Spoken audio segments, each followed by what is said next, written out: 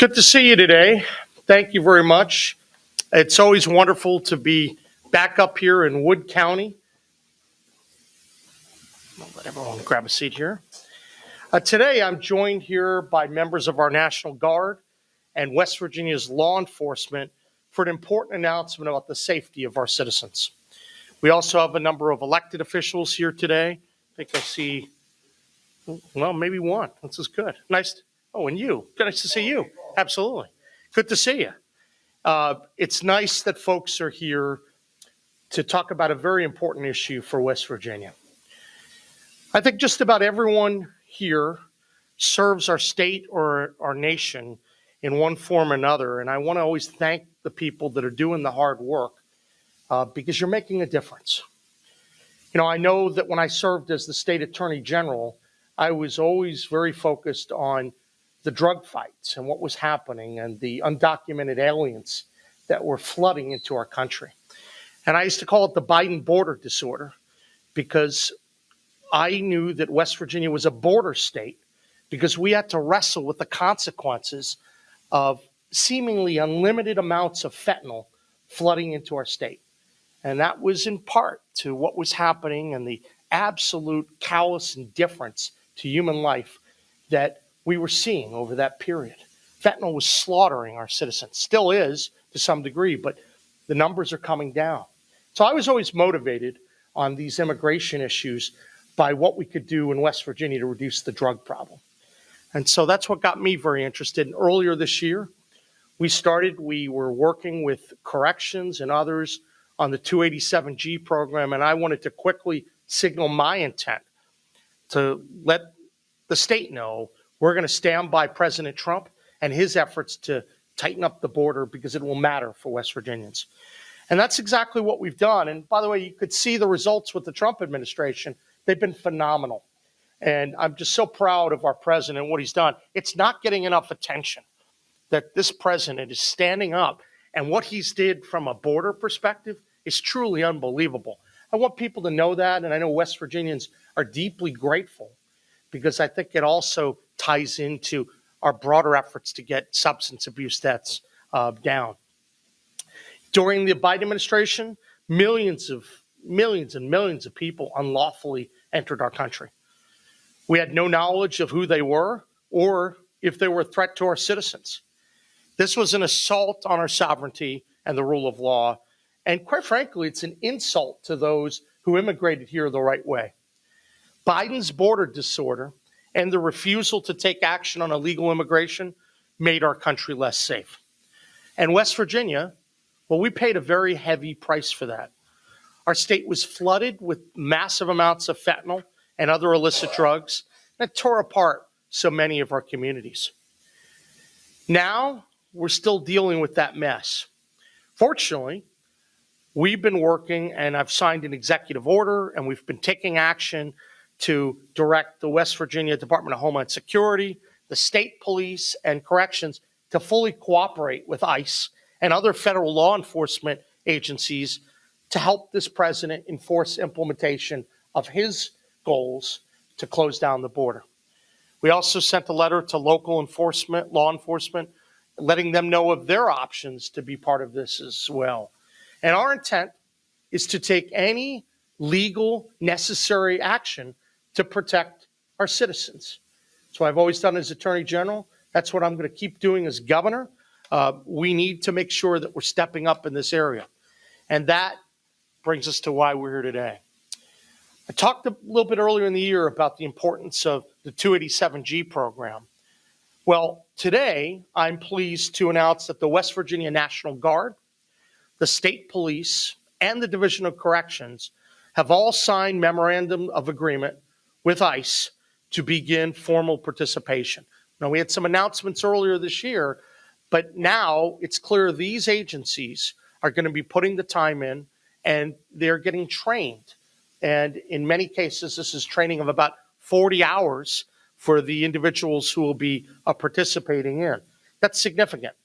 287G, as many of you know, is a program from ICE that delegates to states and local law enforcement officers the authority to perform specified immigration enforcement functions. And the National Guard and state police, they're going to participate in the task force model, which includes a number of different authorities. I'll just tick off a few, but the others will be available on our website.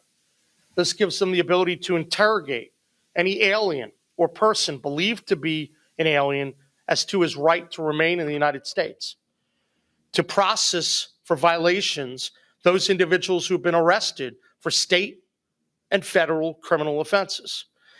And then there are a number of other areas to arrest without warrant for felonies which have been committed and which are cognizable under any law of the United States regulating admission, exclusion, or removal of aliens if the officer had a reason to believe that a violation of law occurred. And there are a number of other tasks as well that are very important.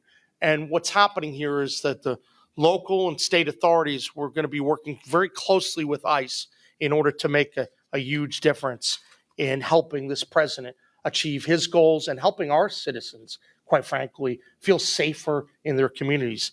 That's what it's all about. If you remember from some of my previous press conferences early in the year, West Virginia had a number of illegal aliens that were detained at our state correction facilities.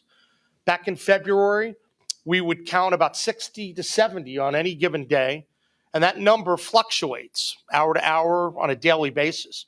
As of 9 o'clock this morning, West Virginia has 88 illegal aliens in its custody. We have 13 illegal aliens that are housed in West Virginia prisons who are convicted of crimes and serving a sentence, 28 who have been arrested on federal or local charges and have active ICE detainers, and 46 are being detained on immigration charges, including for matters such as failing to appear in court before a deportation judge or entering the country after previously being deported. So we've been busy working to get these memos signed, and we have 3 agencies that are going to be fully cooperative with the federal government to help participate in the efforts to protect our people. I think that's critically important, and I'm going to make sure that we're doing everything we can to back up some of the people behind me to make sure that folks know that West Virginia, we're going to protect our citizens. West Virginia does feel the impact of illegal immigration. And so all these people that pretend it doesn't matter, it really does. We're going to get the fentanyl off our streets. We're going to make sure that illegal immigration doesn't have the impact in West Virginia that, quite frankly, it did during the Biden administration.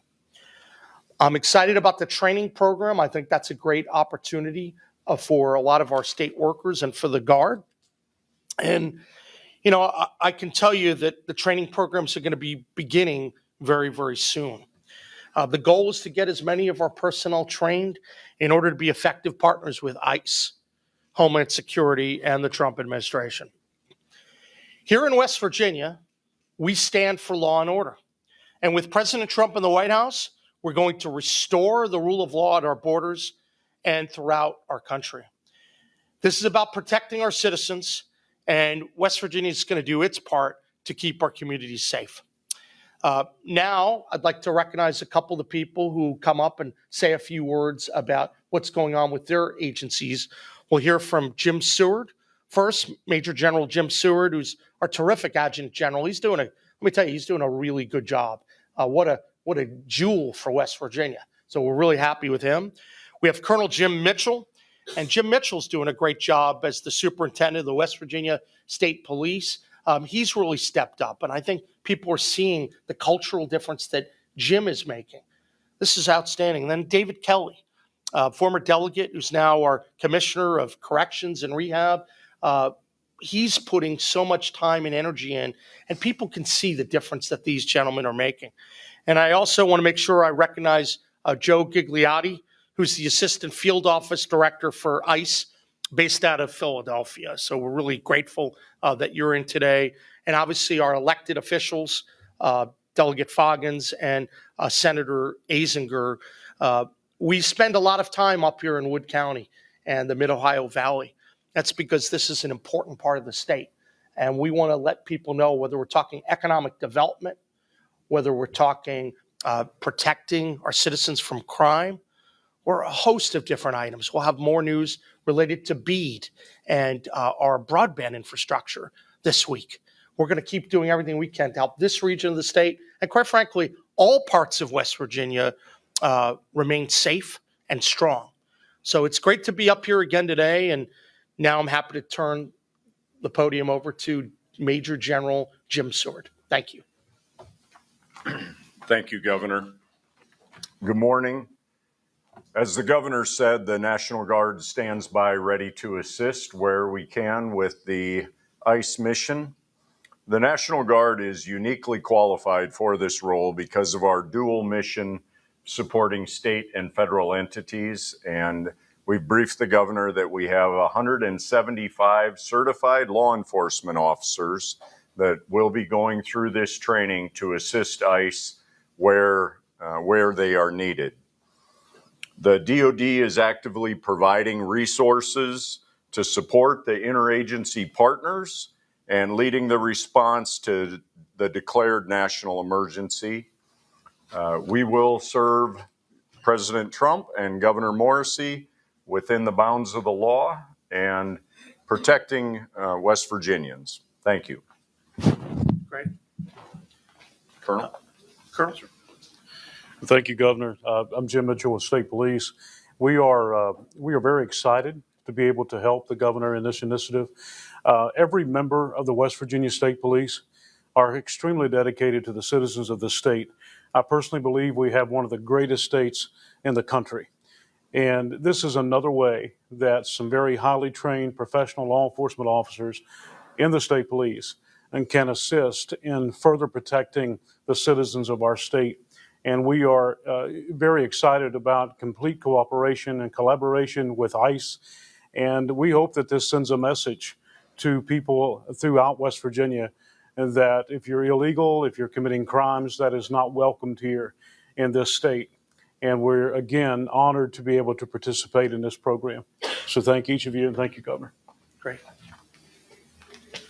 Thank you. Thank you, Governor. Good morning, folks. We're excited at DCR to be part of this. Thank you for being here. This program enables our division to serve and execute administrative warrants for criminal aliens who currently are in our custody. It's a powerful tool that allows us to work closely in collaboration with federal immigration authorities. That's not just good policy. It makes sense. And that's what we're here to do, is make sense of the madness that we saw over the last 4 years. By preventing the premature release of potentially dangerous individuals, we reduce the risk to our communities, and we make use of our law enforcement resources. It's about being smart, efficient, and proactive. The 287G program directly supports the mission of the West Virginia Division of Corrections and Rehabilitation, which is to enhance public safety, to promote accountability among offenders, and to facilitate their successful reintegration into society. You see, it's not just about enforcement, it's about responsibility, rehabilitation, and results. And let me be clear this morning. This program helps protect the citizens of this great state from gang activity, from drug-related crimes, violent offenses, and other dangers that threaten our public safety. It's one more way that we can help make West Virginia a better place to live, a better place to work, and a better place to raise a family. Thank you. Great. Joe? Good morning, everybody. We are proud to partner with Governor Morrisey, the West Virginia National Guard, the West Virginia State Police, and the Division of Corrections and Rehabilitation through the 287G program. This program is going to enable officers to enforce certain aspects of immigration laws. These will include the ability to identify, process removable aliens with pending or active criminal charges, enforce limited immigration authorities with ICE oversight during routine police duties, and to serve and execute administrative warrants on removable aliens in the regional jail and state jail systems. These programs are consistent with President Trump's January 20th, 2025 executive order number 14159, protecting the American people against invasion. This executive order requires ICE to authorize state and local law enforcement officials, as the Secretary of Homeland Security deems qualified and appropriate, under Section 287G of the Immigration and Nationality Act, to the maximum extent permitted by law.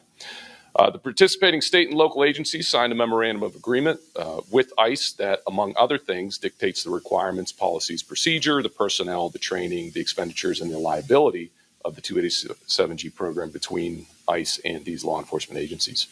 As Governor Morrisey had stated, ICE has 3 287G program models, all of which work under direct ICE supervision.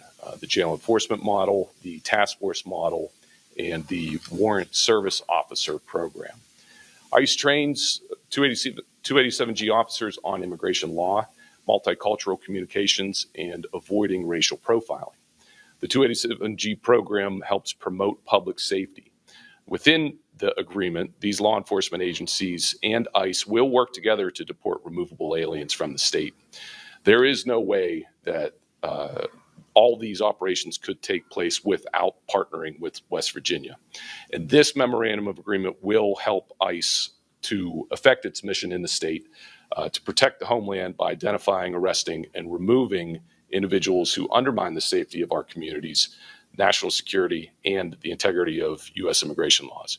These include individuals who are unlawfully present in the United States, pose a threat to national security, public safety, or otherwise are in violation of our immigration laws. Thank you. Thank you very much. And as per tradition, love to turn it over. Any comments? I would like to thank all of you for your diligent efforts to protect my family, my friends, my state, and my country. I really appreciate you guys for that. Thank you. Really appreciate you coming. Any comments, thoughts? I'll just say real quickly, everyone loves to hear from a politician, but I appreciate the governor get behind President Trump in this. And I was just reading today and yesterday, actually, 2 million fewer illegal immigrants in the country than a year ago.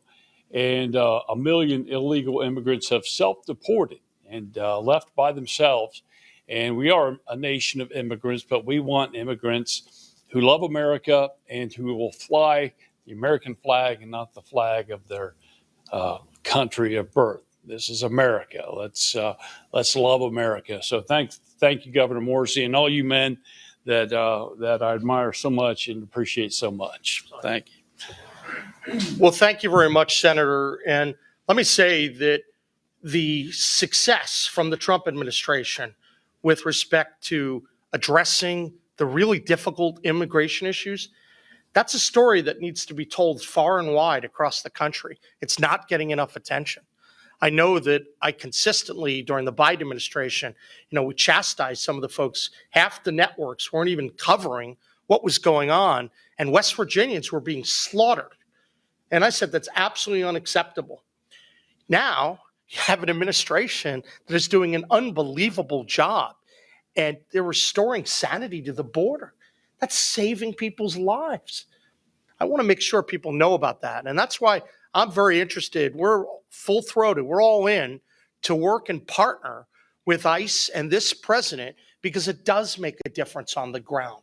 And so I'm really appreciative to stand by these gentlemen today. And I'm just grateful for all the incredible work they're doing to protect West Virginians and to keep people safe. Now happy to answer any questions from the media. I've kind of got a procedural one and then Yeah. a related one. I assume it didn't take you 6 months to convince these 3 Willow Pressure employees to sign the memo. Was it wait for the training? I mean, what? No, we're having discussions as we're doing this, and we got out in front early on one of the initiatives, and we wanted to follow up with the remaining ones. And I'm proud of our team. I think the folks over at Homeland and State Police and Corrections and the Guard, they've been proactive in doing a lot of the transformation of state government. So there's a lot that's been on the plate, but I can tell you that West Virginia is fully engaged and that we're really proud to announce this partnership today. But, obviously you have to have conversations and exchange the paperwork and do things the right way. But these guys have a lot of work on their plate, all of them, and I think they've been doing a great job. What's the role of the National Guard in this? It's pretty obvious what corrections will do since they have people in custody and the policing function of the state police. But what's envisioned for the National Guard? Jim, do you want to chat about Certainly, certainly. Thank you, Governor. As I mentioned earlier, we have approximately 175 certified law enforcement officers in the National Guard who will be undergoing the training, and they will assist ICE in those types of duties that Joe talked about, whether that's assisting ICE officers on the street, working on paperwork, as necessary. They're allowed under law, because they're certified law enforcement officers and they will have the ICE training, they will be allowed to assist law enforcement in law enforcement type duties, but that's restricted to our law enforcement officers.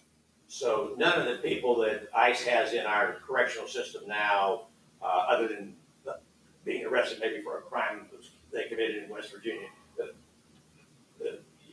our state law enforcement agencies haven't been involved in picking these people up, right? I don't know the answer to that, but I'm sure we can get you the answer if somebody behind me. I think to date, it's been limited to the Department of Corrections because we had announced that earlier this year, but now we're announcing the expansion to state police and to National Guard. Any other questions from the media? Brett, WTAP? Anyone? I got an unrelated question. I'm telling you, these open press conferences, just make sure you cover the main show. Half the time we hear that the people ask different questions, and then you come up to an event and that's why we're up there? I'm just kidding with you, Bob. Go. I'm sort of in a position to paraphrase the conversation that I didn't actually hear, but I understand that President Hardesty from the state school board was extremely critical of the positions you've taken on the vaccine, and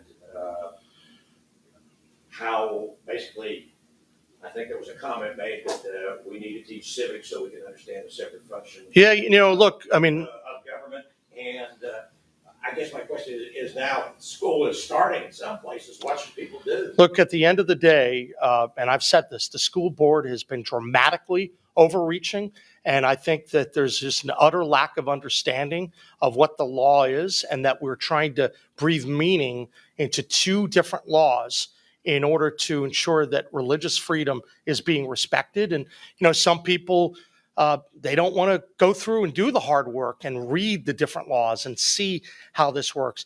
And also now we have two courts that have upheld our position. It's a strong position. Obviously we're going to keep pressing away in court or ultimately have the legislature take action. So we're going to proceed. At the end of the day, this is something that will change. It's simply a question of when, and just deeply disappointing that the school board is overreaching and not recognizing that they're out of touch with West Virginia on not only this issue, but a lot of the other issues that have come to the fore. And we're going to have a lot of broader discussions about the role of the school board, because we need to make sure that there's political accountability with all officials in West Virginia government. Before I came here, I got a hold of a press release from the West Virginia Mountain Party.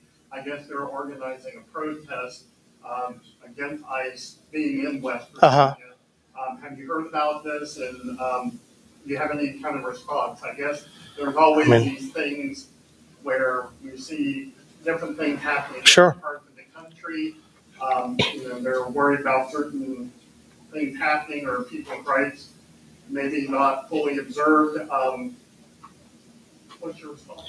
Look, the First Amendment is a wonderful thing. And so folks have the ability to go out and protest to their heart's content. I want to thank ICE and the leadership that's been shown by that agency and also by the Trump administration for closing down the border. That's the big story. And so, the work that they're doing is critical to protect citizens in West Virginia and across the country. And so, we respect the First Amendment, and they have the ability to go out and talk about any issue that they want. But we're not going to be slowed down in terms of protecting our citizens from the ravages of fentanyl or from undocumented aliens streaming across the border. West Virginia is going to play an important role in supporting the Trump administration on that. Any other questions? I want to thank everyone for coming, and we'll see you again soon. Appreciate it.